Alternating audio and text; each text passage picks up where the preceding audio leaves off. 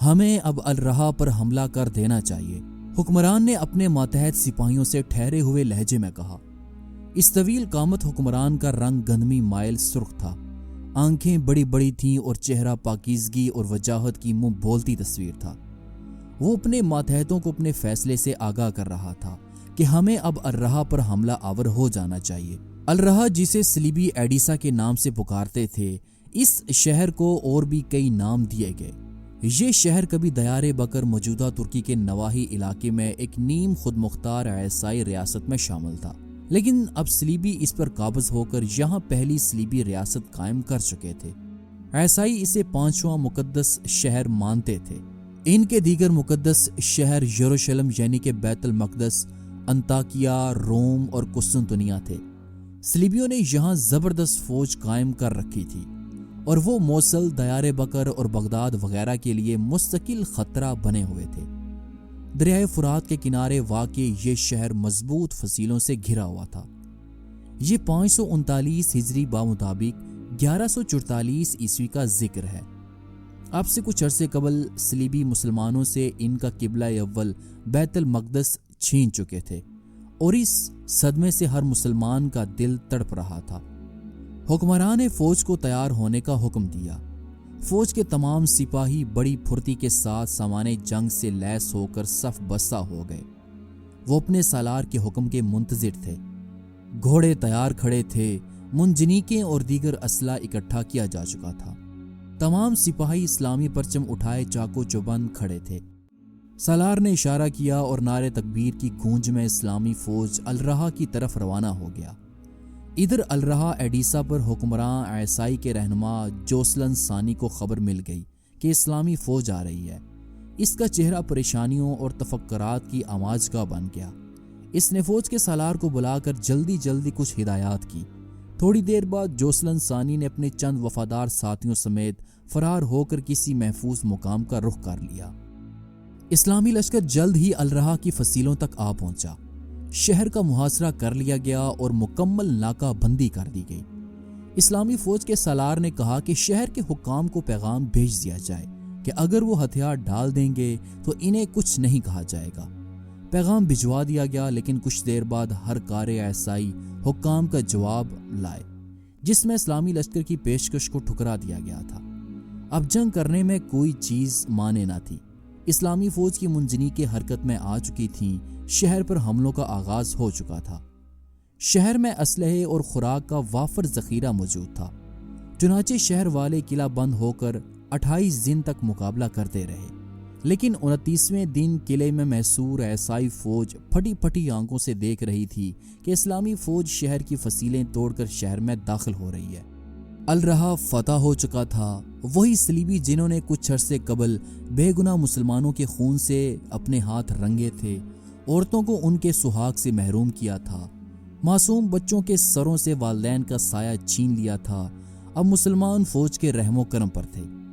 اسلامی لشکر کے سپاہی غم و غصے سے بے چین تھے۔ ان کی آنکھوں میں صلیبی سپاہیوں کے لیے رحم کی کوئی علامت نہ تھی، لیکن یہ اسلامی لشکر تھا جس کا ایک ایک سپاہی اپنے افسر اعلیٰ کے حکم کا پابند تھا، اور وہ منتظر تھے کہ دیکھیں سالار صلیبیوں کے بارے میں کیا فیصلہ کرتے ہیں۔ سپہ سالار نے اپنی بڑی بڑی آنکھیں اٹھائیں، ان کے خوبصورت چہرے پر سکون تھا۔ انہوں نے حکم دیا کہ جو لوگ ہتھیار پھینک دیں انہیں کچھ نہ کہا جائے، اور جن لوگوں کو قیدی بنایا گیا ہے انہیں رہا کر دیا جائے۔ یہ اس مسلمان حکمران کا اعلیٰ ظرف تھا اور ان کی مثالی رحم دلی تھی، کیونکہ وہ اس نبی کریم صلی اللہ علیہ وآلہ وسلم کی امت میں سے تھے جنہوں نے 13 سال تک مکہ مکرمہ میں مسلمانوں پر ظلم ڈھانے والوں کو فتح مکہ کے دن معاف کر دیا تھا۔ الرہا کی فتح کوئی معمولی واقعہ نہ تھا۔ اس کی خبر فوراً ہی پوری دنیا میں پھیل گئی اور تمام مسیحی ممالک میں صف ماتم بچھ گئی۔ مشہور مورخ علامہ ابن اسیر کے الفاظ میں ایڈیسا یعنی کہ الرہا کی فتح الفتوح تھی، یعنی کہ فتح مبین تھی۔ ادھر پورے عالم اسلام میں خوشیاں منائی جا رہی تھیں، شعراء مبارکباد کی نظمیں کہہ رہے تھے، علماء مشائخ الرہا کے فاتح کو محافظ الاسلام اور مجاہد الکبیر کے خطابات دے رہے تھے۔ خلیفہ بغداد بھی اس فتح سے بے حد خوش تھے۔ انہوں نے حکم دیا کہ الرہا کے فاتح کا نام خطبوں میں شامل کیا جائے۔ اپنے بھرپور جذبہ ایمانی، مثالی غیرت اور بے پناہ جرأت سے کام لیتے ہوئے صلیبیوں کے خلاف جہاد کا آغاز کرنے والے یہ اولین حکمران تھے، عماد الدین زنگی، جن کو بجا طور پر ملت اسلامیہ کا محسن قرار دیا جاتا ہے۔ انہوں نے نہ صرف مسلمانوں کو صلیبیوں کی زبردست طاقت کے خلاف متحد اور منظم کیا، بلکہ اپنے زیر انتظام علاقے میں اسلامی شریعت نافذ کر کے اسے ایک مثالی اسلامی ریاست بنا دیا۔ سلطان عماد الدین زنگی نے جب اس جہان میں اپنی زندگی کا پہلا سانس لیا تو اس وقت عالم اسلام کے بڑے حصے پر سلجوکیوں کی حکمرانی تھی۔ سلجوکی خاندان کے نامور حکمران سلطان ملک شاہ سلجوکی اس حکومت کی باغ ڈور سنبھالے ہوئے تھے۔ ان کے دور میں مغرب میں شام، جنوب میں یمن اور عمان، مشرق میں چین تک اسلامی مملکت کی سرحدیں پھیل چکی تھیں۔ قسیم الدولہ آگ سنکر بن عبداللہ سلطان ملک شاہ سلجوکی کے معزز مصاحب تھے۔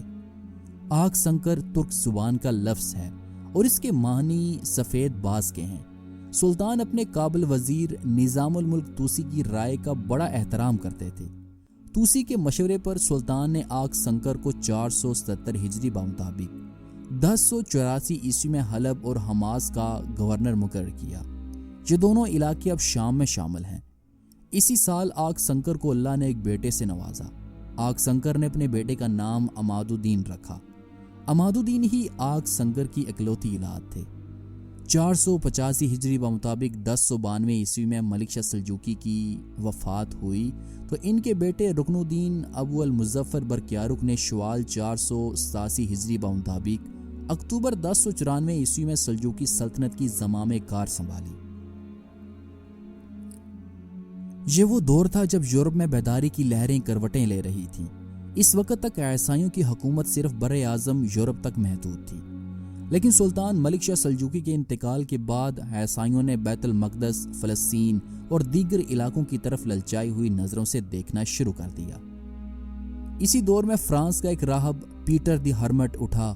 اس نے ملک گھوم کر اپنی شعلہ بیانی سے عیسائیوں کے دلوں میں آگ بھڑکا دی۔ نومبر 1095 عیسوی میں فرانس کے شہر کلیئرمانٹ میں پوپ اربن ثانی نے مسیحیوں کا ایک بڑا اجتماع بلایا۔ اس اجتماع میں عیسائی راہبوں، پادریوں اور عام لوگوں نے اتنی بڑی تعداد میں شرکت کی کہ شہر بھر میں جہاں دیکھو لوگ ہی نظر آتے تھے۔ اسی اجتماع میں پوپ نے فتویٰ دیا کہ بیت المقدس کو کافروں کے قبضے سے آزاد کروانے کے لیے خداوند یسوع مسیح کے ہر پیروکار کا اولین فرض ہے کہ وہ اپنی جان کی بازی لگا دے۔ بیت المقدس اور فلسطین پر قبضہ کرنے کے لیے عیسائیوں نے جو جنگیں لڑیں وہ صلیبی جنگیں کہلاتی ہیں، کیونکہ کلیئرمانٹ کے اجتماع میں پوپ اربن ثانی نے لوگوں کو ایک صلیب دکھا کر کہا تھا کہ خداوند یسوع مسیح خود اپنی قبر سے یہ صلیب تمہارے سینوں پر آویزاں کرنے کے لیے نکلا ہے۔ یہی تمہاری نجات کا نشان ہے اور یہی تمہاری فتح کی ضامن ہے۔ صلیبی جنگوں کی کل تعداد 8 ہے۔ ان میں سے پہلی 3 جنگیں مشہور ہیں۔ شوبان 479 ہجری بمطابق اگست 1096 عیسوی میں صلیبیوں کا پہلا لشکر بیت المقدس کی سمت روانہ ہوا۔ شوبان 492 ہجری بمطابق جون 1099 عیسوی میں صلیبی مسلمانوں کے قبلہ اول بیت المقدس پر قابض ہو چکے تھے، اور کچھ ہی عرصے بعد ان کی حکومت بلائی الجزیرہ میں ماردین سے مصر کی سرحد العریش تک پھیل چکی تھی۔ ارض مقدس میں عیسائیوں کی 4 ریاستیں وجود میں آ چکی تھیں، جن کے صدر مقامات بیت المقدس، الرحا، انطاکیہ اور طرابلس تھے۔ یہ دور مسلمانوں کے لیے بڑا کٹھن اور کربناک تھا۔ وہ اپنی نظروں کے سامنے صلیبیوں کو بیت المقدس پر قابض ہوتے اور مسجد اقصی میں خون کی ندیاں بہاتے دیکھ چکے تھے۔ فی الحقیقت مسلمان بڑی بے بسی سے دوچار تھے۔ اللہ کی بارگاہ میں مسلمانوں کی دعائیں قبول ہوئیں اور ظلم و ستم کی سیاہ رات میں بلاخر امید کی ایک کرن چمک اٹھی، اور پھر اس کرن سے پھوٹنے والی کئی کرنوں نے دور دور تک اجالا کر دیا۔ جبر و استبداد کے گھٹا ٹوپ اندھیرے بھاگ کھڑے ہوئے اور ارض فلسطین نور اسلام سے جگمگا اٹھی۔ شب و ظلمت میں امید کی یہ پہلی کرن تھی عماد الدین زنگی، جنہوں نے اپنی عظیم قوت ایمانی، بے مثال جرأت اور قیادت کی بے پناہ صلاحیتوں سے کام لیتے ہوئے پے در پہ حملے کر کے صلیبیوں کے داند کھٹے کر دیے اور ان کے مضبوط اقدار کی بنیادیں ہلا ڈالیں۔ صلیبیوں کے خلاف جس مقدس جہاد کا آغاز انہوں نے 507 ہجری بمطابق 1113 عیسوی میں کیا تھا، اسے ان کے بیٹے نور الدین زنگی اور پھر سلطان صلاح الدین ایوبی نے دوسری اور تیسری صلیبی جنگوں میں پائے تکمیل کو پہنچایا۔ فی الحقیقت صلیبی سیلاب کے آگے بند باندھنے کے جرأت مندانہ اقدام میں پہل عماد الدین زنگی ہی نے کی تھی۔ جیسا کہ ہم نے پہلے بھی آپ کو بتایا ہے کہ 487 ہجری بمطابق 1094 عیسوی میں سلجوقی سلطنت کی باغ ڈور سلطان رکن الدین ابو المظفر برقیارو کے ہاتھوں میں آ چکی تھی۔ انہوں نے امیر کربوکا کو موصل کا امیر مقرر کر دیا تھا۔ امیر کربوکا عماد الدین کے والد آگ سنگر کے دوست تھے۔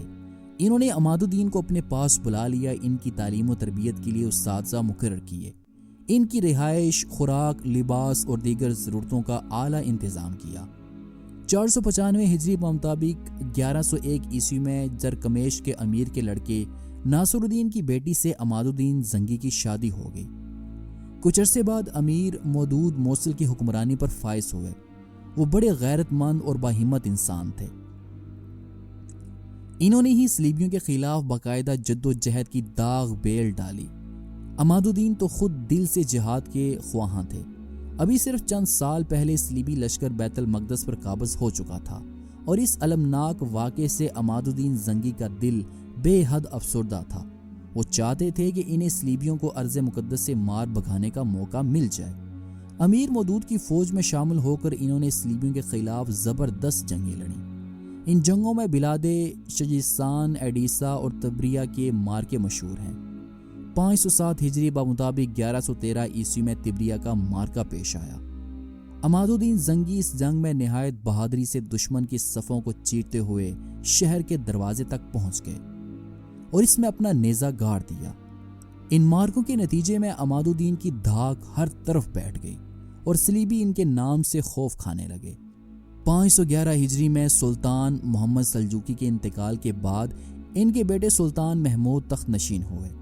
انہوں نے 516 ہجری مطابق 1122 عیسوی میں عماد الدین کو واسط کا حکمران بنایا اور ساتھ ہی بصرہ کی نیابت بھی سپرد کی۔ کچھ عرصے بعد موصل کے امیر آگ سنکر برسکی کا انتقال ہو گیا۔ ان کے انتقال کے بعد صلیبیوں نے موصل کی طرف للچائی ہوئی نظروں سے دیکھنا شروع کر دیا۔ اس پر موصل کے دو سرکردہ علماء کرام بہاؤالدین ابو الحسن علی شہر زوری اور صلاح الدین محمد سلطان محمد کے پاس پہنچے اور ان کو مشورہ دیا کہ موصل میں کسی تجربہ کار شخص کو حاکم بنایا جائے۔ مشیروں سے مشورہ لیا گیا تو سب نے متفقہ طور پر رائے دی کہ موصل کی امارت کے لیے عماد الدین سے بہتر کوئی شخص نہیں ہے۔ چنانچہ عماد الدین موصل کے گورنر مقرر کر دیے گئے۔ عماد الدین نے رمضان المبارک 522 ہجری بمطابق ستمبر 1127 عیسوی میں موصل کا انتظام سنبھالا۔ اس کے ساتھ ہی سلطان محمود نے اپنے دونوں بیٹوں الپ ارسلان اور فرخ شاہ کی تعلیم عماد الدین زنگی کے سپرد کر دی اور انہیں اتابک کا خطاب دیا۔ اتابک ترکی زبان کا لفظ ہے اور اس کے معنی بزرگ اور اتالیق کے ہیں۔ یہ لقب سب سے پہلے سلطان ملک شاہ سلجوقی نے اپنے قابل وزیر نظام الملک توسی کو دیا تھا۔ اس کے بعد سلجوقی سلطنت میں اس خطاب کو نہایت اہمیت حاصل ہو گئی اور یہ صرف اس امیر کو دیا جاتا جو بے حد محترم اور ذی عزت سمجھا جاتا تھا، اور نوجوان شہزادوں کی تربیت، نگرانی اور نگہداشت بھی اسی کے سپرد کی جاتی تھی۔ مورخ ابن الاسیر کے مطابق یہ وہ دور تھا جب عیسائی حکمران شہروں پر آبادی کا لحاظ کیے بغیر خراج لگا رہے تھے اور حلب کی نصف آمدنی اسی طرح وصول کر لیا کرتے تھے۔ انتہا یہ تھی کہ انہوں نے شہر کے دروازے پر باغ کے قریب نصیب چکیوں پر بھی خراج لگا دیا تھا۔ صلیبی جب چاہتے دمشق اور حلب کی چراگاہوں میں آگ گھستے اور تباہی مچاتے۔ دمشق اور حلب کے نواحی علاقوں میں عیسائیوں کی ٹولیاں روزانہ لوٹ مار کیا کرتی تھیں۔ 522 ہجری میں حلب سے شہریوں کا ایک وفد عماد الدین زنگی کے پاس موصل آیا اور حلب کے شہریوں کی مظلومیت کی داستان سنائی۔ عماد الدین زنگی نے فوج کو تیار ہونے کا حکم دیا اور حلب پر حملہ کر دیا۔ یہ حملہ اس قدر تیز تھا کہ صلیبی حکمرانوں کے ہوش اڑ گئے۔ عماد الدین زنگی عیسائی علاقے میں دور تک بڑھتے چلے گئے۔ یہ کسی عیسائی ریاست پر پہلا باقاعدہ حملہ تھا۔ دشمن بھاگ کھڑا ہوا اور عماد الدین زنگی نے حلب کو مستقل چھاؤنی کی حیثیت دے دی۔ وہ تقریباً 1 سال تک یہاں مقیم رہے اور اس عرصے میں انہوں نے آس پاس کی عیسائی چوکیوں کا قلعہ کما کر ڈالا۔ اگلے سال انہوں نے عیسائیوں کے زیر تسلط علاقے کے سب سے بڑے سرحدی قلعے حصین الاسارب پر حملہ کر دیا۔ اس صورتحال کو دیکھتے ہوئے یروشلم بیت المقدس کے بادشاہ بالڈوین نے فوراً جاگیرداروں اور رؤساء کی کانفرنس بلائی اور ان سے صلاح و مشورہ کیا کہ عماد الدین زنگی کے حملے کا کیا مقصد ہو سکتا ہے۔ آیا یہ ایک وقتی جوش ہے اور ذاتی اغراض کے پیش نظر کیا جا رہا ہے، یا پھر اس کے پیچھے کوئی بڑا مقصد اور تحریک کار فرما ہے؟ بیشتر مشیروں کا خیال یہ تھا کہ یہ ایک وقتی ابال ہے اور بہت جلد اس آندھی کا زور ٹوٹ جائے گا، لیکن بعض مشیروں نے اندیشہ ظاہر کیا کہ یہ طوفان تھمنے والا نہیں ہے۔ عماد الدین وہی شیر دل سالار ہے جس نے تبریہ کے دروازے پر نیزہ گاڑ دیا تھا۔ شاہ بالڈوین نے فیصلہ کیا کہ ایک بڑی فوج تیار کی جائے گی اور حصین الاسارب کی سمت کوچ کیا جائے گا۔ حصین الاسارب حلب سے 4 میل کے فاصلے پر انطاکیہ جانے والے راستے پر واقع تھا۔ جب عماد الدین زنگی کو بالڈوین کی فوج کی آمد کی خبر ملی تو وہ بھی اپنے سپاہیوں کو لے کر آگے بڑھے اور دل دہلا دینے والے تکبیر کے نعروں کی گونج میں دشمن پر ٹوٹ پڑے۔ یہ جنگ نہایت خونریز تھی اور اس جنگ میں صلیبیوں کا بہت زیادہ جانی اور مالی نقصان ہوا۔ علامہ ابن خلدون کے مطابق جنگ کے 60-70 برس بعد تک صلیبی سپاہیوں کی ہڈیاں میدان جنگ میں بکھری رہیں۔ بالڈوین کی فوج کو شکست سے دوچار ہونے کے بعد عماد الدین زنگی پھر قلعہ الاسارب کی جانب بڑھے اور ایک زبردست حملہ کر کے انہوں نے قلعے پر قبضہ کر لیا۔ اس مضبوط قلعے کی فتح سے صلیبی دہل کر رہ گئے۔ اب حلب اور نواحی علاقے صلیبیوں کی چھیڑ چھاڑ سے محفوظ ہو چکے تھے۔ اس دوران عیسائی فوجیں دمشق کے دروازے تک آ پہنچی تھیں۔ عماد الدین زنگی نے بحرین کا رخ کیا اور صلیبیوں کو خوفناک شکست دی۔ ان واقعات سے صلیبی اس قدر خوف زدہ ہوئے کہ ان کے پادری سیاہ ماتمی لباس پہن کر یورپی ممالک جا پہنچے اور وہاں نوحے اور مرثیے پڑھنے لگے۔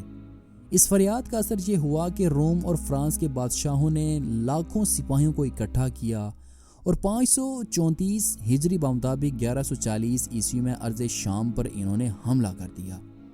انہوں نے جو راستہ اختیار کیا اس میں شیزر کا علاقہ بھی آتا تھا۔ اس زمانے میں شیزر پر ابو العساکر سلطان ابن منقذ حکمران تھے۔ انہوں نے عماد الدین زنگی سے مدد طلب کی۔ عماد الدین نے فوراً فوج کو منظم کیا اور شیزر کے قلعے کا محاصرہ کرنے والی صلیبی فوج کی جانب روانہ ہو گئے۔ دریائے آسی کے کنارے پر پڑاؤ ڈال کر انہوں نے کیسری روم کو میدان جنگ میں آنے کی دعوت دی اور کہا کہ آؤ ہم تمہاری تلواروں کا مزہ چکھیں اور تم ہماری تلواروں کا۔ شاہ روم کو قلعہ الاسارب کے عیسائیوں نے یہ کہہ کر خوفزدہ کر دیا کہ اسارب کے مارکے میں عماد الدین زنگی کا لشکر عیسائیوں کی فوج کا کلا کما کر چکا ہے، اس لیے میدان میں مقابلہ سود مند نہ ہوگا۔ چنانچہ کیسر روم نے پہاڑوں کی بلندی سے مقابلے کو ترجیح دی، لیکن انہیں شاید علم نہ تھا کہ زنگی بھی نشیب و فراز سے بخوبی آشنا ہیں۔ زنگی کا لشکر بھی پہاڑ پر چڑھ گیا اور ایسا زبردست حملہ کیا کہ دشمن اپنا سارا ساز و سامان، اسلحے، منجنیقیں وغیرہ چھوڑ کر بھاگ کھڑا ہوا۔ عماد الدین زنگی نے صلیبیوں کا دور تک تعاقب کیا۔ ہزاروں صلیبی ہلاک، زخمی یا گرفتار کر لیے گئے اور تعاقب اس وقت تک جاری رکھا گیا جب تک کیسر روم کی فوج شام کے ساحل پر شاہی بیڑے میں سوار ہو کر روم کی طرف بھاگ کھڑی نہ ہوئی۔ اس لڑائی میں عماد الدین کی فوج نے بڑی مقدار میں مال غنیمت حاصل کیا۔ اس شاندار فتح پر بہت سے مسلمان شعراء نے مبارکباد کے قصیدے لکھے۔ شیزر کے بعد عماد الدین نے قلعہ عرفہ پر حملہ کیا جو طرابلس کے عیسائی نواب کے قبضے میں تھا۔ چند ہی دن میں یہ قلعہ فتح ہو گیا۔ پھر قلعہ بحرین کا محاصرہ کر لیا گیا اور اس سے قبل بحرین کے مضافات میں شاہ یروشلم اور شاہ فرانس کی متحدہ فوج نے عماد الدین کا مقابلہ کیا لیکن شکست کھائی۔ اس قلعے کا محاصرہ 1 ماہ تک جاری رہا، جس کے بعد عیسائیوں نے ہتھیار ڈال دیے۔ 6 جمادی الاول 539 ہجری بمطابق 23 دسمبر 1144 عیسوی کا دن وہ تاریخی دن تھا جب عماد الدین زنگی نے پہلی صلیبی ریاست کے صدر مقام الرہا کو بھی تسخیر کر لیا۔ اس مارکے کا ذکر ہم اس ویڈیو کے شروع میں آپ سے کر چکے ہیں۔ الرہا کی فتح کے بعد عماد الدین زنگی نے دریائے فرات کے مشرقی علاقے کی طرف پیش قدمی کی اور متعدد قلعے اور شہر فتح کیے۔ ان میں سیروج کا مشہور قلعہ بھی شامل تھا۔ عماد الدین زنگی نے جس بھرپور طریقے سے صلیبیوں کے خلاف جہاد کا آغاز کیا تھا وہ پوری مسیحی دنیا کو چونکا دینے کے لیے کافی تھا۔ عماد الدین زنگی صلیبی فوج کو ارض مقدس سے پوری طرح نکال باہر کرنے اور بیت المقدس کی بازیابی کے لیے کوشاں تھے۔ وہ اپنا یہ مشن جاری رکھتے، لیکن 14 ستمبر 1146 عیسوی کو انہیں ایک مملوک غلام نے شہید کر دیا۔ ان کی عمر اس وقت تقریباً 60 سال تھی۔ اس جلیل القدر سلطان کی شہادت کی خبر پوری اسلامی دنیا میں انتہائی رنج کے ساتھ سنی گئی، لیکن عیسائیوں میں مسرت کے شادیانے بجنے لگے۔ فرانسیسی مورخ مجاڑ کے مطابق عماد الدین زنگی کی موت نے عیسائیوں کو حیات نو عطا کر دی۔